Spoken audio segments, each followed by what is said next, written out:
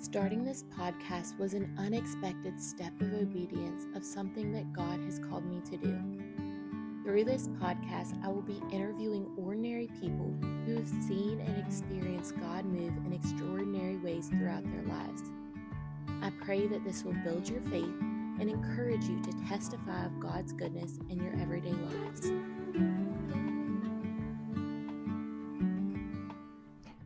Hey guys, welcome to another episode of the Testify of God's Goodness podcast. I have Karaline Murdock here with me today.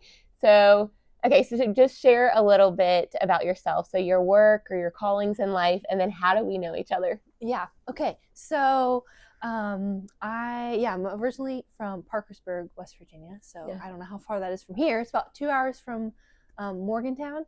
And then I came to WVU for school. Mm-hmm. Either way. I came to WVU for school and then got pretty involved in Crew as a student.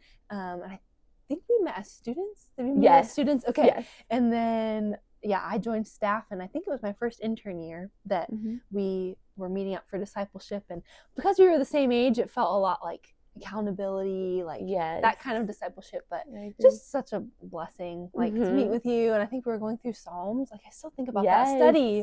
It was just so good, like a little Psalm study. But so I worked with Crew for about 4 years, and now I work it's called Chestnut Mountain Ranch.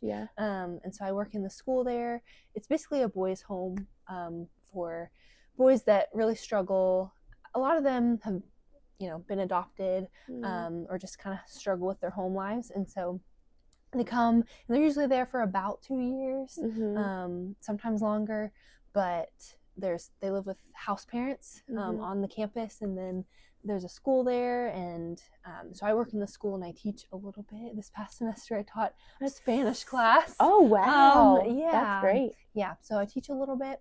But it's been really, really sweet. And I feel like my time in Crew honestly prepared me a lot for that work of just having hard conversations and maybe even just loving someone when they're hard to love or having to rely on the Lord. So and it's a Christian organization as well. So just getting to work with the staff there has been really sweet. So cool. Yeah.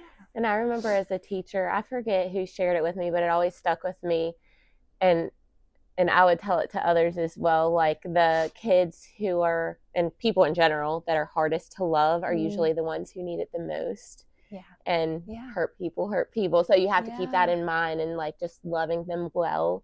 And eventually, I know there's highs and lows with it, but a lot of times when you continue to show them love and grace and forgiveness, it does soften their heart a little bit. So I was actually able to see a boy come to know the Lord, which I think is pretty rare. In their time there, a lot of it is planting seeds, and maybe they'll hear about when they've left the ranch, coming to know the Lord. But it was a boy that was just really, really hard to love, really, really difficult, and a lot of us just prayed for his heart to soften. And then at the end of the year, it was probably 2 months before he was gonna launch. They call it launching. And he prayed to receive Christ, and it was a very Saul to Paul moment.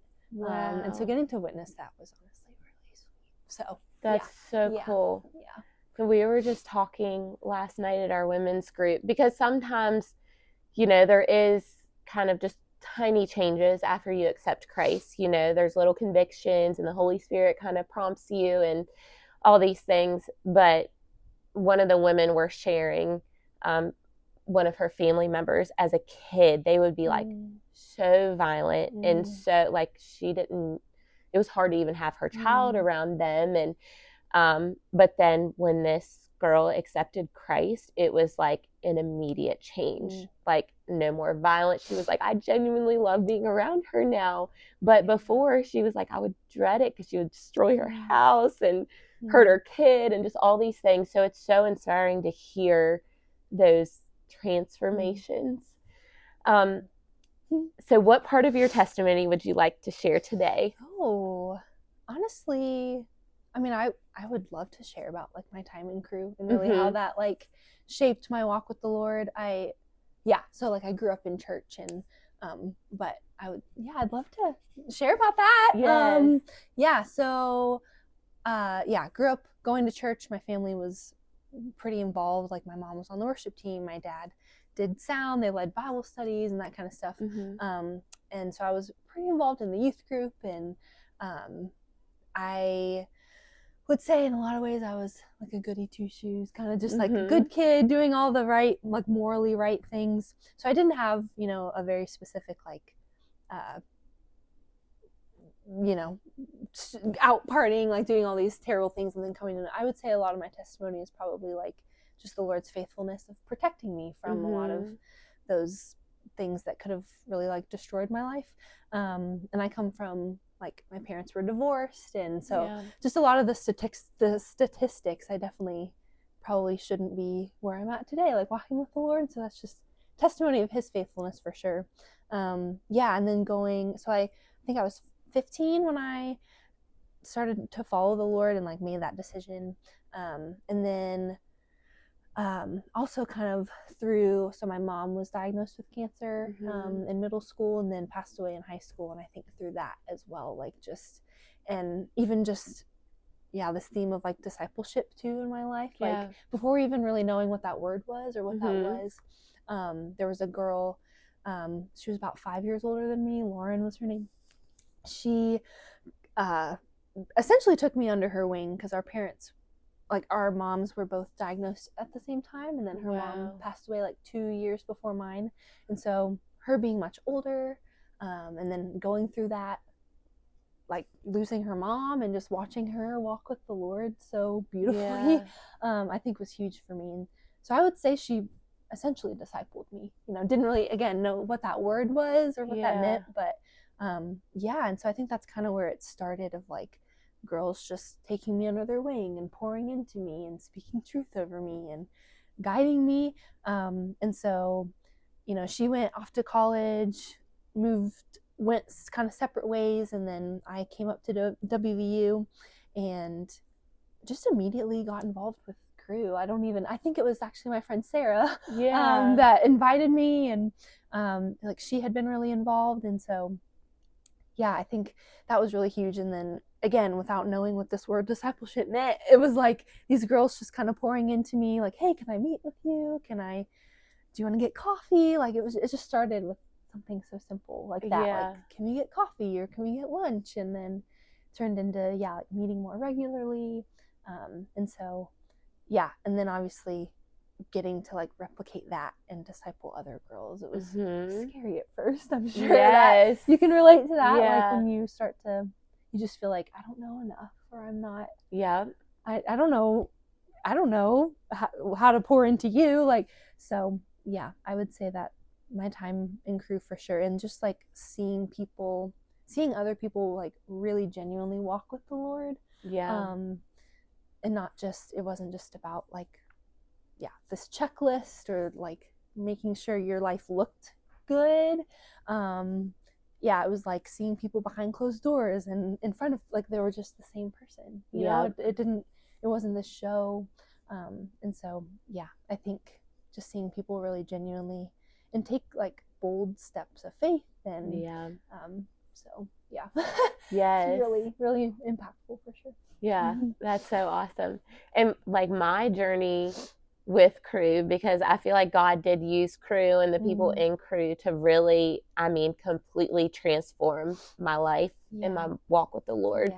So I didn't start going until my junior year. I don't think I realized that. So it was, I worked a summer program, and Corey Crawford worked there, or she was there as well. And she was like, have you ever heard of Cru? Like, you should come to it. And I was like, well, what kind of Cru is it? Growing Cru? And she was like, no, it stands for like Crusades for Christ. So I want to say, if anybody's in college, and I know they have some high school ministries as well. But that is a wonderful organization to join. And I was like, okay, like, I just found like a church that I like there, but I was like, I wanted to get more involved. And my church had a small group, but I had other meetings on Monday nights when my church met. So I was like, okay, I'll try it out, and I didn't know how involved I would get. And so I went for a while, and I remember, Emily Cowie is the one that like discipled me first. And she said like kind of all the leaders were meeting and they're so intentional about getting everybody discipled, you know? And so I guess my name came up in a meeting. They're like, Sarah's not discipled yet. And she was like, we're close in age. I don't know if like I'd be the right one to do it. And they're like, well, you don't have as many like girls to disciple as some. Just pray about it. But we really like you to ask her. And she told me, she prayed. She's like, God, if she sits down next to me, like, then I will ask her. And like we had never even sat near each other in the meetings. And I'd sat my purse down and went to the bathroom, which is funny that I left my purse. I must have trusted everybody. But I left my purse and she had sat down somewhere and she was like, well, I guess Sarah's not coming tonight, you know? And then I walked back in and sat down right next to her and she was like, okay, God, I'll disciple her. So it was so cool. And then it really, so like we would meet every week and we'd like, I don't know if we even walked through the word. We might have just like talked about life and everything. But, and I shared stuff with her, but I didn't share like the deep sin struggles that I was going through. But then I applied for my first missions trip. I was going to be working with kids at a summer camp in Colorado for the summer. And on that, we had to like have references and stuff. And then I didn't realize our references would be asking us questions. Like, and so one of the questions was like, what's your view on sex outside of marriage? And I was like, oh my gosh, they're not going to accept me. Cause that was something that I was struggling with, like when Dakota and I were dating at that point. And so she asked me and I was like, well, I can't lie.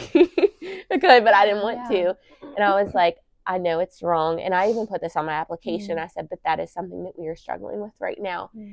And I had in my head that she was going to be like, she would judge me for it because I knew that wasn't something that she struggled with. Like she hadn't ever been in a relationship up to that point. And she did not bat an eye. And she was like, okay, we're going to like, do you mind if we just walk through how to set healthy boundaries and talk about that? And I was like, yeah. So the next week she had to do research because she didn't know how to set up like healthy boundaries. So she was like, here's some articles that I read and some people that I talked to. So, and it's funny because a year later, probably her and Garrett, that's her now husband, got into a relationship. And she was like, it's crazy looking back. Like there's healthy boundaries that I taught you how to set now applies to my relationship. And I'm having to go back and be like, okay, we need to set these healthy boundaries as well. So long story short, so we were like, okay, we need to set these healthy boundaries. And we did. And then we fell back into it. And so I went away for the summer and God really kept convicting me and laying that on my heart. And eventually he laid on my heart to break up with Dakota. And it was the hardest thing I'd ever done. And you can go back and listen to my testimony to hear more details on that.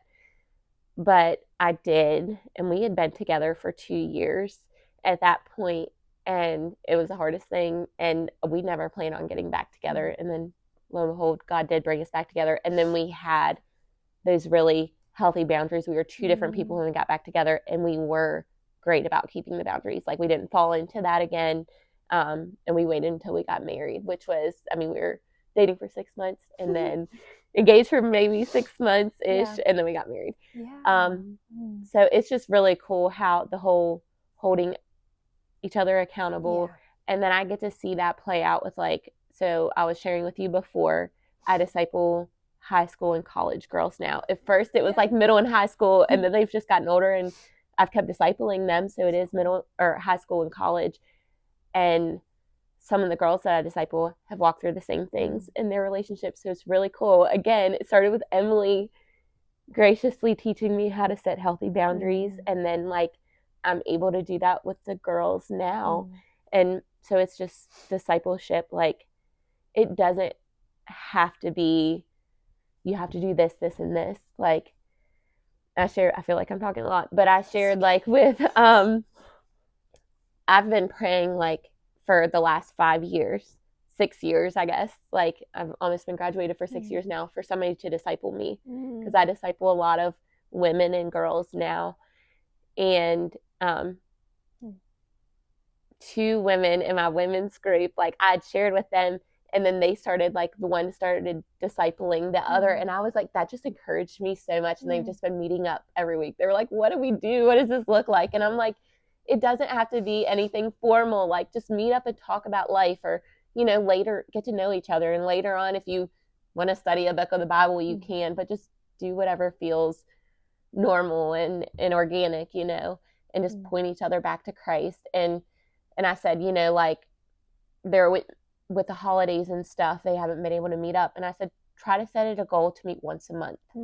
And if you get to meet more often, that's just like a bonus. But if not, like do the bare minimum. And so I recently asked a woman here, because I've had women make the comments like, I feel like you're farther along in your walk and stuff. And they're saying that as an encouragement, but I was like, is anybody gonna want to disciple me? Like it was hard.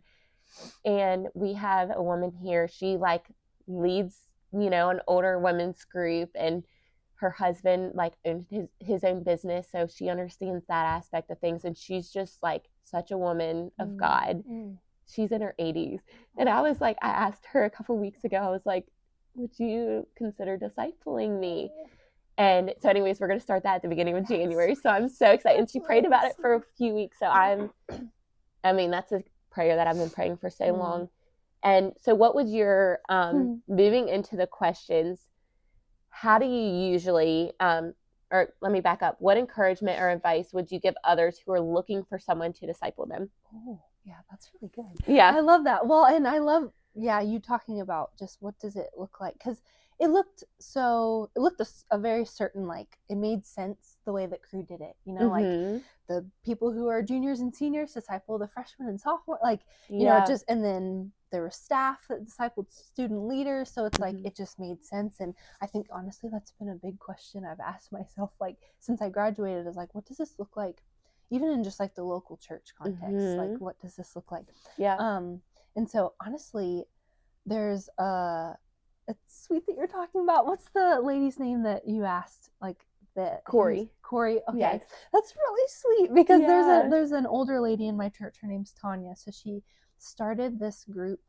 We call it YAG. It's Young Adult Group. Oh, that's like funny. The only creative thing we could come up with.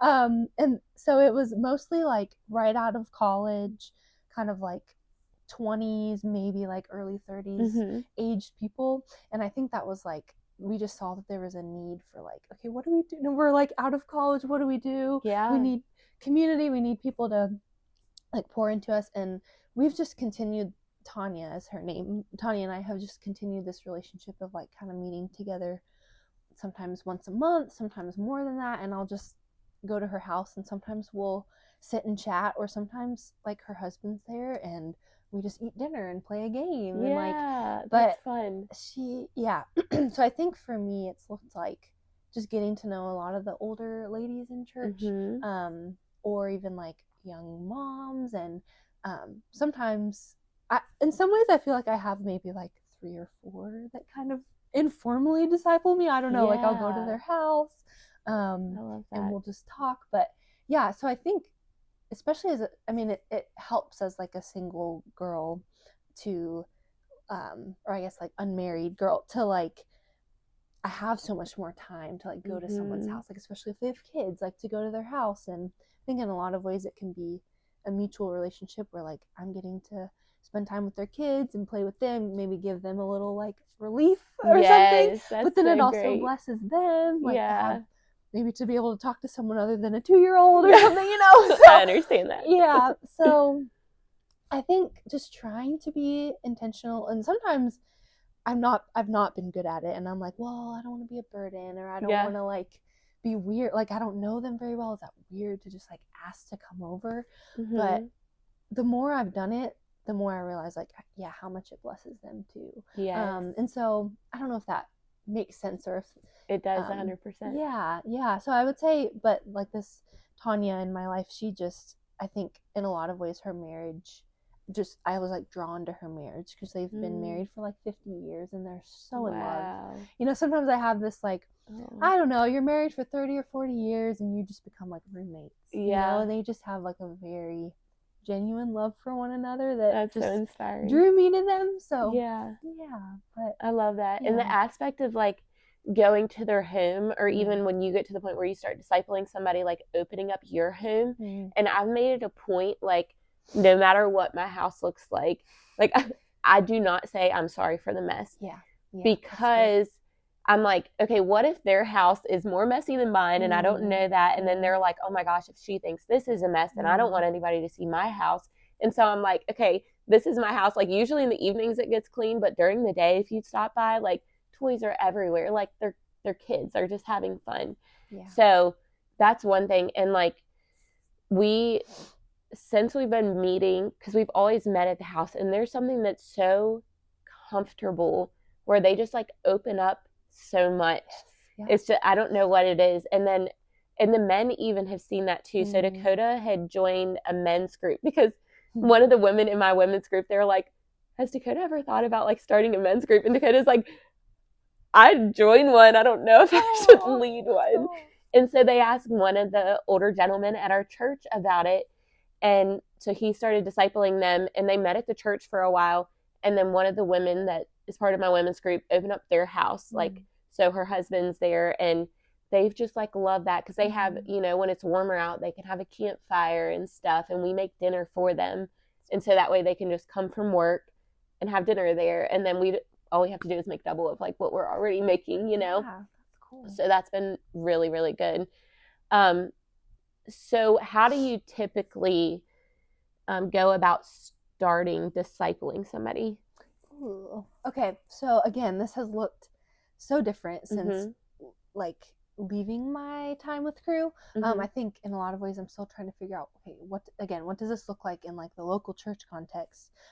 So there was a girl that I met with in Crew that we just sort of continued to meet and get to know, continue to like catch up, check in with one another. And then there's a girl that's on staff now, kind of interning, that we like meet together every once in a while. So honestly, I'm struggling to like figure out what this looks like right now. Because there's girls in my church that are like in the youth group, and I've considered like helping with the youth group to get to know them more. But I've also, and I took a little bit of time away from Crew, but I've been kind of going back to some of the meetings and like getting to know some of the girls there. Cool. And so I'm really hoping like in January, the spring semester, to be able to like maybe, I guess just make more time for going to Crew, maybe even like the women's time, just like getting to know girls that way, because I don't think there's a ton of girls in my church specifically that, you know, other than like, I guess in the youth group. So honestly, it has been hard. It's been a struggle. I think I was spoiled in my time with Crew, where I was like, there's 4 or 5 girls that need to set, like, you kind of, it's like the just NFL draft thing. Yes. It's just like, all right, who am I going to pick? So I think in some ways I'm having to relearn, like, what does this look like then to invite people into my home, or like invite someone to coffee. Because there's like an intimidation factor when you're asking maybe someone older than you, or someone you want to pour into you. But then there's also like an intimidation factor of someone younger. I don't know why. You just feel like, I don't know if I'm cool enough, or I don't know if I know enough to really like. So honestly, I'm still figuring out what that looks like. And I would encourage you, like, when it comes to the youth group, because I would help lead the youth group on Sunday nights, and I had a teen girls group in my house on Wednesday, and then we did the women's group like every other Friday. So like, just having like the girls that were in my teen group, half of them were a part of the youth group as well, but just having them that time where it's just girls, like, they opened up so much, because there are particular struggles that like girls may struggle. I know some, like, you know, both would struggle with it, but also as a high school girl, you might not want to admit something in front of a high school boy and stuff, or at any age, you know, it doesn't just have to be high schoolers. So my encouragement to you would be like, even if they are part of the youth group, be like, hey, if you guys ever want to go out and like get ice cream or coffee, or if you ever want to come over for a movie night or dinner, like, I'd love to have you over, and just leave it at that and see if they're interested. And it's just a starting point of where, you know, you can get them more comfortable and pour into them. And it'll take a while. Like, you know, some people open up right away, and some, like, they won't open up as quick, and you still just love them through it. What did that look like for you, like, when you kind of started to get involved in your church here with discipling girls? Like, what did that sort of so we talked before. Okay, can we go back? We talked before. But okay, so Pastor Dale's our pastor here. And I remember when you were still discipling me in college, I had said, like, told you that Pastor Dale was going to be my pastor. And you're like, oh, what's his last name? And I was like, Dale Myers, like, not thinking you would know him. And you were like, oh my goodness, I served at a camp with him. So talk about that whole thing. Yeah. Well, I was trying to figure out the year. I want to say maybe 2011 or 12. Okay. So somewhere around then, I went to a camp that Billy Wayne Arrington put on. I cannot for the life of me remember what it was called. AI? Yes, it's still called that. Yes. So he's been a part of, Billy Wayne's been running that camp for like 20 years now. Okay. But go ahead. What does that stand for? Or no, I mean, it might have been, I'll think about it. Okay. Yeah, I don't. Yeah. I think it's, I hope. That sounds right. IA? I'll think about it. Okay. Yeah. Anyway, so it was for specifically like underprivileged kids. And so there was a group of students, maybe like 4 or 5 of us from my church that went, and he and his wife were serving. Maybe one of his daughters was with them too. I don't remember, or maybe all of their kids, but they were serving, and we got to know. I remember him, and like, there's actually a picture. I wish I could like find it, but there's a picture of all of us, and we're making like goofy faces. I just remember, they were really, really sweet. Yes. And so just so funny. And then Billy Wayne came to I think the reason we heard about the camp is he came to my church and spoke one time. And even one time, I think my dad had his testimony on in the car, and I was like, wow, this is so powerful. I would love to. Billy Wayne, whenever you come here, not that he's listening, but yeah, for him to share his testimony, it's incredible. Yeah, it is.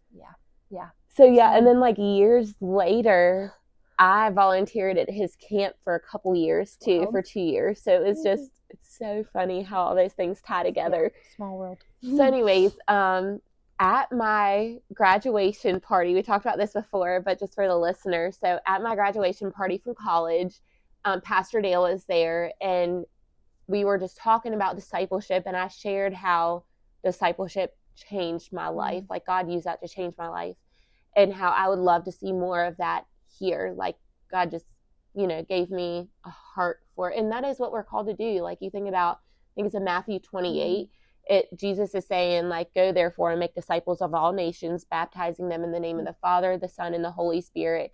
And he's saying that he will be with us to the ends of the earth. So, like, we're not doing it alone. So if you think, like, I don't know all the right things to say, like, I'll say spend time in your word and grow in that way. But there's so many times where, like, verses just come to mind, or advice that I've gotten in the past. Anyway, so I was talking to Pastor Dale about that, and a couple weeks later, he asked me about discipling his daughters, because he said, like, we have been praying since the girls were born for somebody to disciple our daughters. And parents, that's an encouragement for you. Like, I've started praying that over my kids, because I know I pick up